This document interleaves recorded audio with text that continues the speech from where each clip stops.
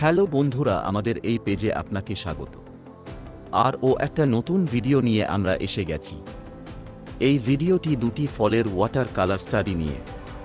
প্রথমে আমি ফল দুটিকে রেফারেন্স অনুযায়ী জিওমেট্রিক সেটটা আঁকার চেষ্টা করছি, তার সাথে কোন কোন জায়গায় আলো ছায়া হবে সেটাও আউটলাইন করে নিচ্ছি।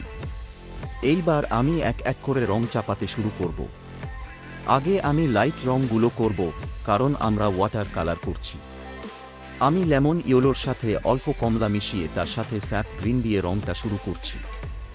এরপর যত অন্ধকারের দিকে যাচ্ছি, এই রংটার সাথে স্যাপ গ্রিন আর ব্রাউন মিশিয়ে কাজটা করছি।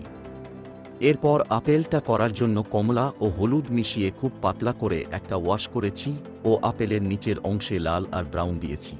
এরপর আমি ব্যাকগ্রাউন্ডে কালার করা শুরু করছি। প্রথমে ইয়েলো কার দিয়ে শুরু করে ব্রাউন ও কমলা দিয়ে এক দিকটা করলাম ও অপর দিকেটা বেগুনি দিয়ে করছি।